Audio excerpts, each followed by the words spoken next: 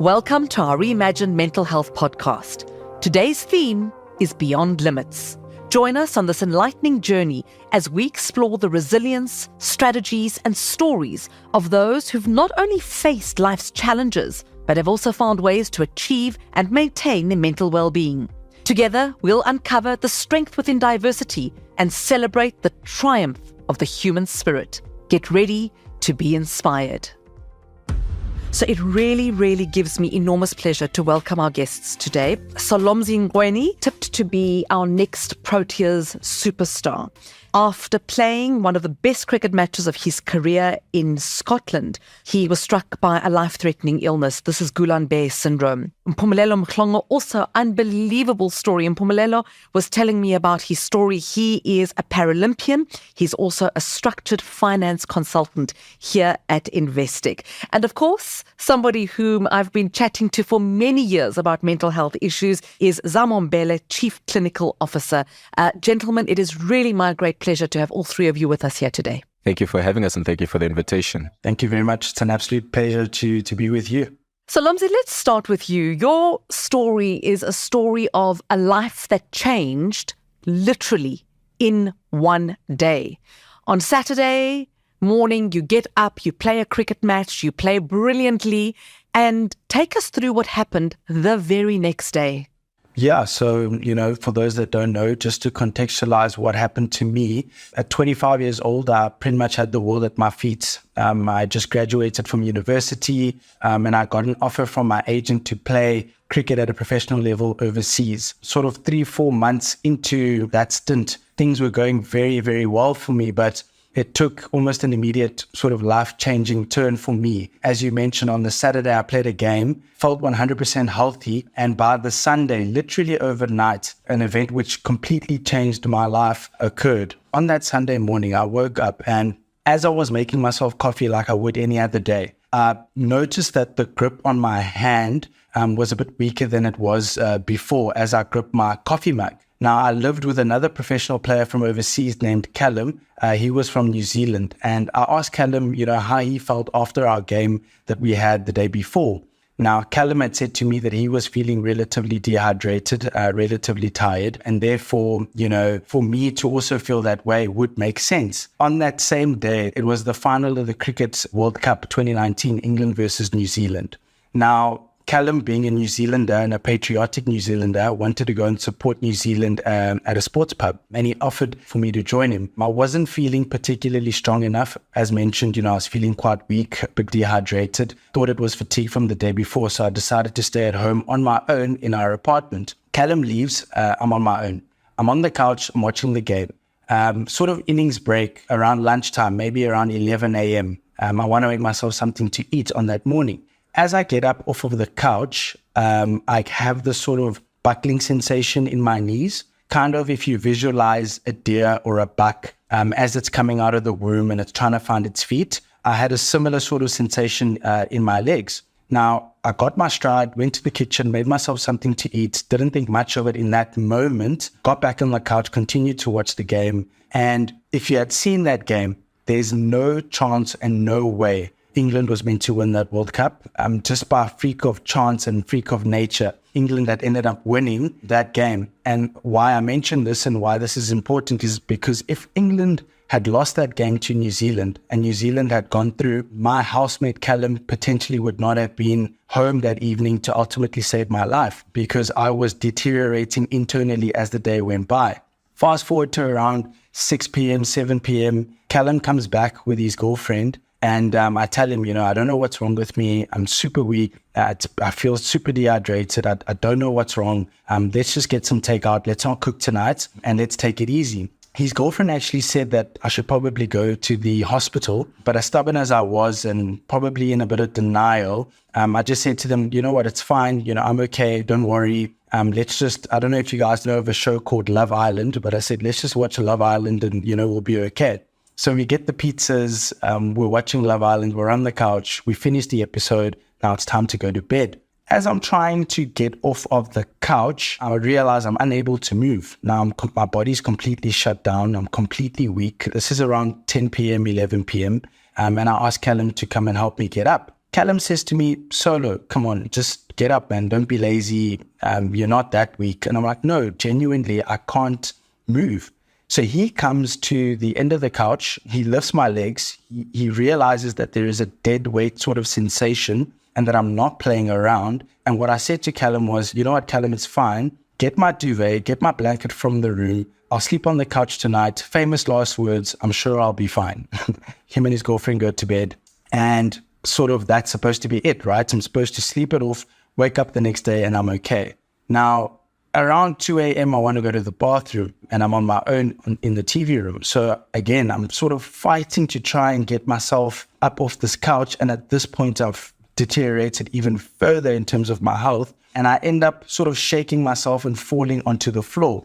Now, I think this was probably the first time I began to start panicking. And this is when I began to realize that there could be something, seriously wrong with me. So I immediately start screaming, Callum, help, Callum, help. He doesn't hear me. Callum, help, Callum, help. He doesn't hear me. Now, at 2:30 a.m., on a Sunday night, I'm not sure what him and his girlfriend were up to, but he didn't hear me. And I'm starting to panic. So we have this little coffee table next to the couch, which my phone was on top of. And I literally had to do like a combat sort of Wolf of Wall Street roll, like when he's coming out of the Lamborghini to the front door, like this sort of crawling to try and get to my phone so that I could call Callum to help me. Fortunately, I reached my phone, but once again, I ended up knocking it a little bit further. And I remember thinking to myself, you've got to be kidding me. This can't be happening. I have to crawl even further, call Callum. Fortunately, he picks up. I say, Callum, I'm on the ground. I don't know what's happening. I can't move. I can barely talk. Send help now. He storms out of the room, finds me on the ground, literally turns me to the side, calls the ambulance. They ask me a couple of questions. Within 20 minutes, they arrive at the apartment, put me into an ambulance. I call my family in South Africa. I tell them I don't know what's happening. I'm struggling to speak at this point. My words are slurring. I say, I don't know what's wrong with me. I'm going to ICU and, we'll hear the rest of it at a later stage, but I'm in hospital. Something's wrong. Those were the last words I spoke before waking up in ICU, surrounded by 10 doctors, completely paralyzed, head to toe, unable to talk, drink, eat, just hearing machines going off and literally waking up to what would be my new reality for at least 9 months overseas in a foreign country. Solomzi, your story is just spine-chilling. It really is. I listen to you and I look at the people around me in the room and we are all in absolute awe as we hear you, because not only did you survive that, but here you are speaking to us. And you've just described this moment where you're in hospital, you can't speak, you can't eat, your body's completely paralyzed. You were once quoted as saying you felt like a prisoner in your own body. Talk to us about that, because you were still able to have this cognitive ability to think, but to do absolutely nothing else. 100%. So in terms of Guillain Barre syndrome, it's an autoimmune disease whereby your immune system tricks itself into attacking your nervous system. So internally, my personality, my brain, 100% functional. Externally, in terms of the physical side of things, I'm unable to get the nerves to communicate from my brain to my body. So I'm unable to communicate my thoughts. I'm unable to communicate my feelings. And really, as I woke up into this moment, I woke up to a lot of confusion because I'd never heard about the illness before. I was fully fit. I was an athlete. I looked after myself. I felt I had done all of the right things to maintain my health and to not be a person in that particular position, right? So in those initial stages, when I spent my first 3 months in ICU, essentially battling for my life, there was a lot of denial going on, a lot of questioning, why me, why this, why God? And I believe for a large part, me having that attitude held me back from being receptive to the treatment, being receptive to the recovery, being receptive to the mindset of prosperity. And it's quite interesting to note that as soon as I shifted the mindset from sort of self-pity to actual acceptance of like, this is where I am, regardless of whether I think I deserve to be here or not, I need to focus on what is going to take me forward day by day. There's no magic pill that was going to flip the switch and allow me to take myself out of that situation. So 6 months in hospital in Scotland, another 3 months in South Africa. How are you now? thank goodness for, the doctors, the nurses, the care workers, the support that I had whilst I was there. Because, I don't know if anybody's ever spent an extended period of time in hospital, but, 10 minutes can feel like 10 hours. And I was extremely fortunate that I had a fantastic support system that kept me going. And a lot of the fight for me was a thing of wanting to prove people right, because a lot of people believed that I had the mindset and I had the personality and I had, the chutzpah to be able to push through. And for me, it wasn't necessarily about wanting to prove myself right, but wanting to prove the faith that they had in me right to get through this sort of life-defining moment. After the 6 months in Scotland, I finally recovered to a point where I was able to travel. And I traveled back to South Africa. I spent a further 3 months in hospital in Johannesburg in Santon Mediclinic. And whilst I was in hospital there, you would not believe, I actually met the person who ended up changing my life. So there was an elderly gentleman in his late 70s who got the exact same illness as I did. And during my time in hospital, we formed a bond. And we were essentially fighting this illness together. He was a lot further along the way than I was. He was already an outpatient. And he was really just guiding me on what I need to do to be able to sort of overcome what I was being faced with. And when I was at the stage where I was recovered well enough to become an outpatient, he then said, what are you going to be up to? Because you're not going to be, hitting any sixes or bowling any bounces anytime soon. Funny enough, he ended up being the person behind the Santon City shopping center development and many other sort of shopping center developments around South Africa. And he sort of threw me a lifeline, gave me a chance, and now I work in retail property development. I'm down in Port Elizabeth managing one of his assets for him, and it's been a complete U-turn from what was expected, but it's been a blessing for me to be able to be in the position that I am, sort of 70% recovered now, and still with another 30% to go, sort of somewhat 4 years later from when the incident happened to me. Are you expected to make a full recovery? Are you expected to ever be 100% well again? What is the prognosis? It is on the cards, yes. However, with my illness, there were a number of complications. So not only did I have the Guillain Barre syndrome, but whilst I had the Guillain Barre syndrome, I also got tuberculosis, which came out, which was lying dormant in my system. I also suffered liver failure as well as kidney failure. And the doctors then had to put me into an induced coma because they actually weren't sure what to treat first at the time. Statistically, I actually had 10% chance of living. It's amazing. I'm in absolute awe of your whole attitude. And in fact, this is where I want to bring Zamo Mbele in. Zamo, you're a chief clinical officer, and just hearing Solomzi speak, this gut-wrenching story, but here he is making the absolute most of his life. His half-glass full approach is, for me, outstanding. Talk to us about the importance of this positive outlook when faced with such a life-threatening challenge. Absolutely. And I just wanted to congratulate you and say, I think that it's an incredible story. And thank you so much for sharing it to so very many different people in different circumstances. Because, of course, you can imagine that we can substitute lying in hospital for 6 months with being unemployed for 6 months, with having difficulties in your relationship for 6 months, and so on and so forth, kind of allowing anybody who's listening to this conversation to imagine what's their 6-month journey that they're currently on, and can they appreciate that that's where they are in the timeline. I think that we are very familiar with the idea that mindset is such an important ingredient, if not one of the most important ingredients in terms of survival, as well as in terms of thriving and everything in between. And I fortunately have the work of Viktor Frankl to kind of refer to how a mindset can be so important when you just need to make it to the next hour and to the next day. And of course, as we're having this conversation today, there's something so important about appreciating that you also cannot thrive or achieve something without a positive mindset. I think what a lot of us perhaps need to drill down into is what a positive mindset is. And I wanted to pick up from what I heard, something that is so essential. A positive mindset has an appreciation of the reality, a sober appreciation of what it is that's going on. So it's not kind of toxic positivity, nor near delusional or fooling yourself. It's appreciating that these are the current circumstances that I am in, and that's that, right? And there's no two ways about it. However, what else it does is that it looks for the hope. And I think that we heard that in the conversation. What are the chances of survival? And it works with that. Put differently, It looks at what are the skills and what are my coping strategies available to me right now, and how is it that I can invest in them and pour into them in order to get through and past this particular situation.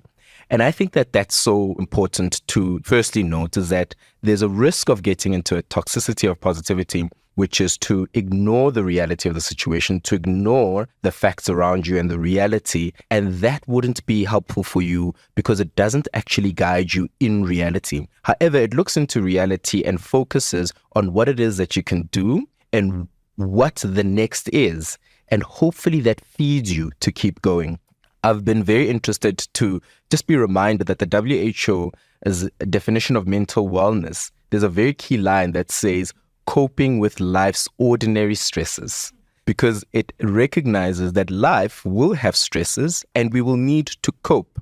And I appreciate that because it brings, again, the reality that I refer to, which is so important for positivity, and saying expect this, that, and the other, and appreciate where you are. Well, you're in bed, you're in Scotland, you're away from family, and how can you work with what you have? And I think it's commendable that you worked with what you had. And this is one of the more important variables that I'll kind of end off with, which is support.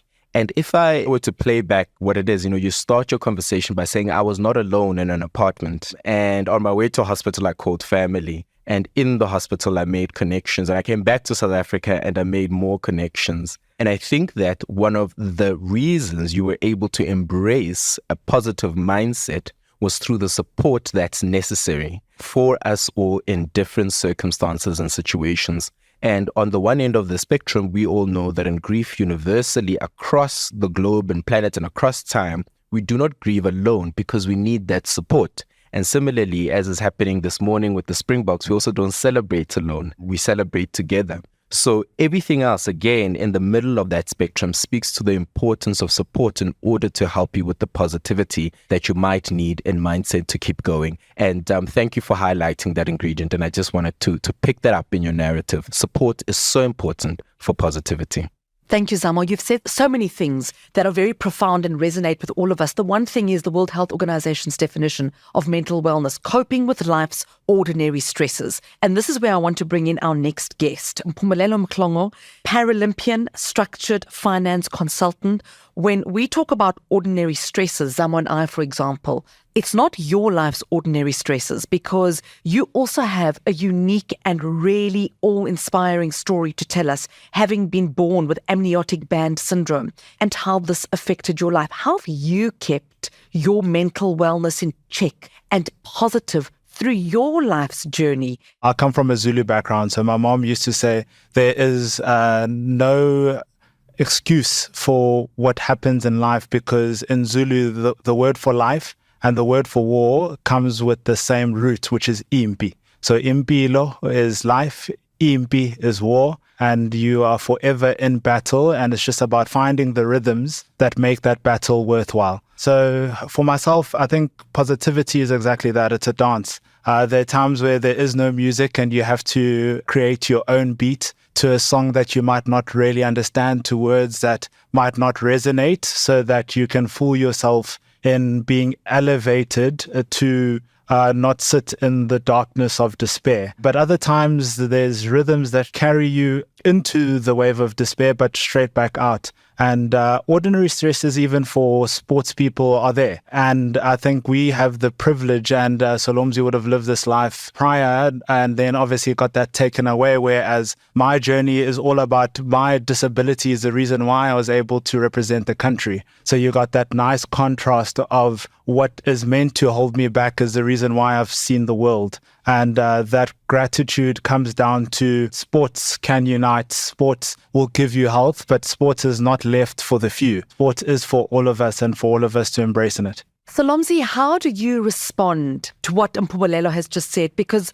what was meant to hold me back is the reason I saw the world is very profound, Mpumi. Yeah. It's the opposite for you. What was meant to help you see the world is ultimately, from a sporting perspective, what could be seen as holding you back. How do you now respond to sporting events? It's the Cricket World Cup underway as we speak. We are recording this podcast as the Cricket World Cup is on the go. We are recording this podcast at the exact time that the world champions, the Springboks, have just landed back in South Africa. So we are surrounded by this euphoria in the country. What does it do to you, and how do you engage with sport today? Firstly, what Mpumelelo said really struck a chord for me, because I respect his outlook. And what comes back to me on that is, what is your perception? What is your identity going to be? And this is a journey that I needed to walk when I was going through the illness, in that a lot of my identity previously was formed as Solomzi, the cricket player. That's what I was known for. I was meant to play for South Africa. I was meant to do X, Y, and Z.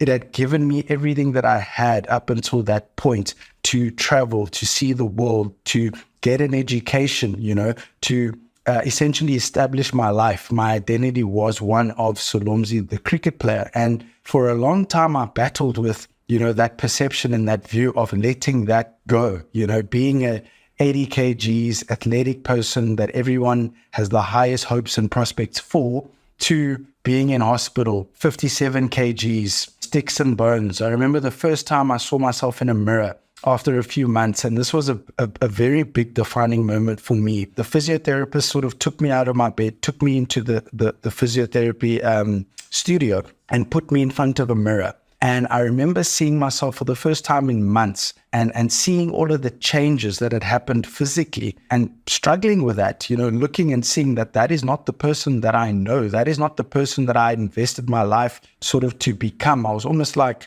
a hangman, inside of my clothes. And what had happened in that moment, I said to the physiotherapist, I can't look at myself. I can't see myself in this mirror. Please, can you turn me to the side? But I still want to continue with the session. So there are two things there where I couldn't handle what I was seeing in front of the mirror, but I still wanted to do what I needed to do in order to take myself forward, so that eventually I might be able to build myself to a point where I can look at myself in that mirror. And it comes down to that sort of perception and what is your identity going to be. So as soon as I was able to sort of let go of what was, and accept what is, and focus on what the possible outcome could be on the road that I'm walking now, a lot of things changed for me. We all have grown up with our own stories, and it's just a beautiful thing to see. But it's a paradox for me in that it brings me joy, it brings me the goosies, it brings me all the good stuff. But then on the other side, there is an element of pain that it brings, that I could not be on that field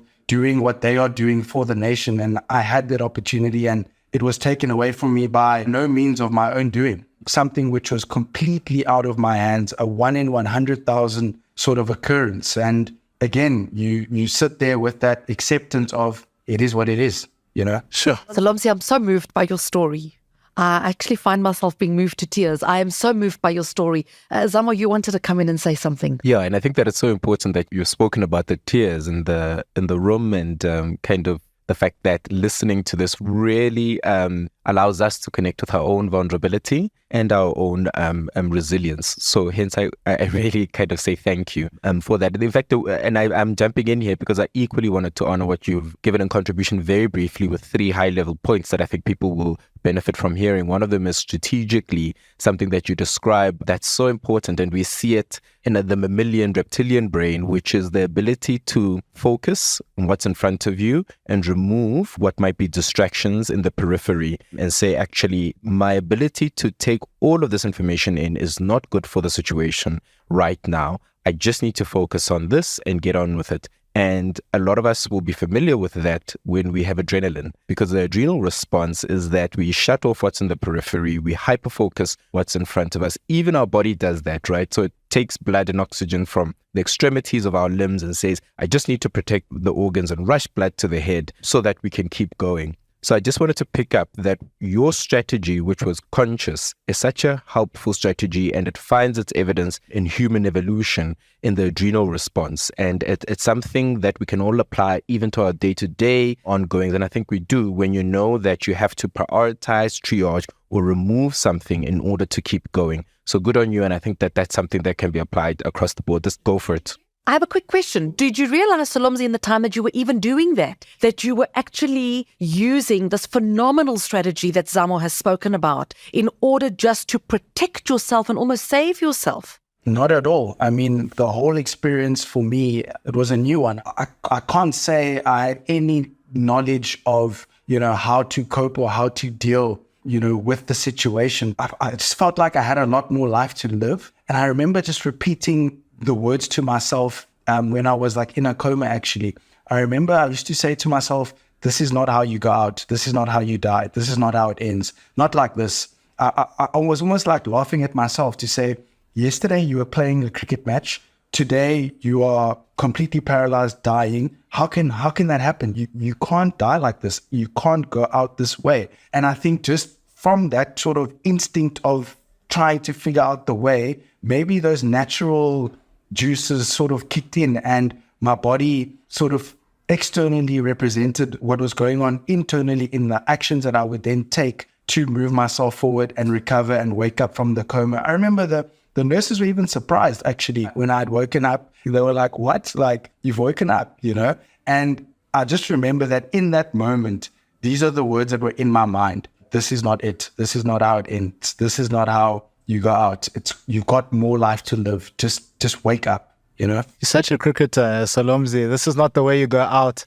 I'll speak about this is not my finish line because I'm a sprinter. I love that. Exactly. And maybe you can also give us some context on that, because it is that stubbornness to accept. And to succeed and to win, because I think you guys are both, as sports stars, you are both, as athletes, you are both programmed to win. And so it sounds to me like that's exactly what you were doing. What I imagine you would say to yourself on that cricket pitch is what you were saying to yourself in that coma. And Mpumelelo, I'm imagining it's exactly the same for you, programmed to get over that finish line, to win, and that this kind of resonates in other areas of your life, outside of sport even.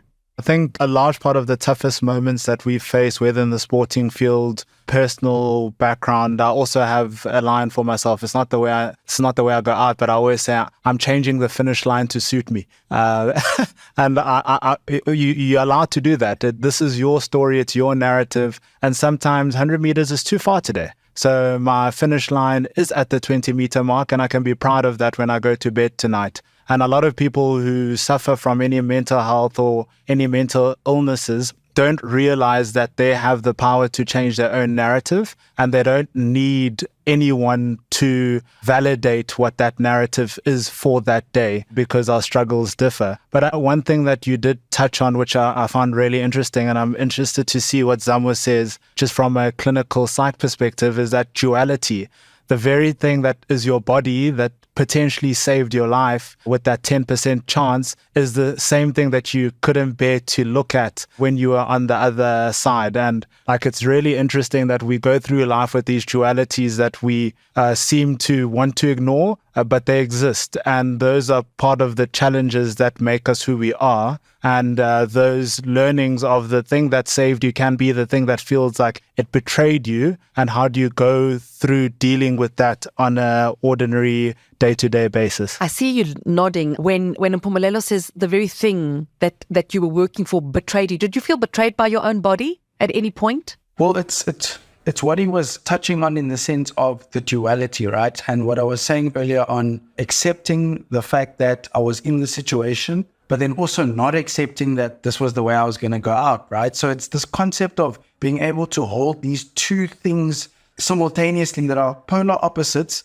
but are almost working together to get you out of the situation, And I fully resonate with that, because often in life, we get taught that it's one thing or the other. And a lot of life is gray. And sometimes when you're in that gray, you're going to be close to the black line, and other times you're going to be close to the white line. But often you are navigating a lot of grayness. And that's why I was nodding, because it's literally that. Maybe from a professional perspective, Zamo can touch on this. It's that idea of holding two paradoxical ideas, polar opposites, but still work in that gray area to move you forward. I think that you both invite me to speak about something that's so important. That dualism, or that opposition, is one of the core features or tenets or theologies in DBT, or dialectical behavioral therapy, which is very, very popular and very, very vogue, I suppose, because it works. It finds its roots from mindfulness, from very Eastern practices of meditation that say we can hold two things in once. We can accept and thrive for change, both at the very same time. We can be in grief and have hope. We can be in pain and have success, both at the same time. And it is something that's very difficult for us human beings to get to at all given moments, right? Because we oftentimes like to either stay with something we might refer to as obsessional certainty. I need to know, because it offers the myth that you'll be safe, there'll be certainty. Or I'm going to abandon everything that is in pursuit and I'm going to be in obsessional doubt. I don't know anything, I can't do anything. Though a dialectic kind of approach that you refer to, and I think quite rightfully pick up, holds two things at once. And to go back to two missing points, Solomzi, when I was reflecting on your contribution, the second one, which is very dialectic, is to also say, I am going to push through this and I cannot do it by myself. I'm going to do the best that I can every moment, every session. I'm really going to throw myself at it. So I'm going to recruit my friends and family on social media to support me and to hold me accountable. I'm going to recruit the medical staff that's around me to also work with me and to encourage me when I need. And I'm going to recruit the support of a loved one that's right here immediately to give me the most support. So, you kind of see that dialectic approach, which really helped you in that moment. And equally, when you were speaking about grief, and I don't know if you're aware, the equally dialectic, where you go, I can look at what is lost and what's gone and what I will never be without everything being lost. And there's a very, probably showing, I don't know, my taste, my age, Coldplay in the more original days have a really great song called Everything's Not Lost, which is just so beautiful and poetic. And it's very sorrowful because it recognizes what is lost and gone. Though if we can know that and say goodbye, then we can know what we're saying hello to, what we still have available to us. And I think a healthy grief that allows you to still watch the sports, to still be with your colleagues who play the sport, is exactly what is in the dialectic, to know what is gone, though not to give everything up. And this approach, as you can hear, can be so helpful and so healthy in day-to-dayism, and is so difficult to hold on to, which is why we must practice it. Well, gentlemen, I feel like I could go on and on and on. I almost actually feel like this podcast needs an episode 2, because there is so much to say. We'll leave it here for today, though, but I want to leave it off by saying thank you to all of you, Solomzi, Mpumelelo especially, for opening up, for allowing us to share your story with you, for being vulnerable. Thank you for all of that. As I said, I was actually so moved, and I know that our listeners on this podcast will be too. Thank you. Thank you for the invite. Thank you for having us. This brings us to the end of today's episode of our Reimagine Mental Health podcast series, brought to you by Investec Life, an authorized FSP and licensed insurer. If you'd like to listen to the next episode, please subscribe to Investec Focus Radio SA wherever you get your podcasts. Until next time, goodbye from me, Katie Catapodis, and the Investec Life team. The views expressed are those of the contributors at the time of publication and do not necessarily represent the views of the firm and should not be taken as advice or recommendations. Investec Bank Limited, an authorized financial service provider and registered credit provider. Investec Life Limited is a licensed life insurance company and an authorized financial services provider. T's and C's apply.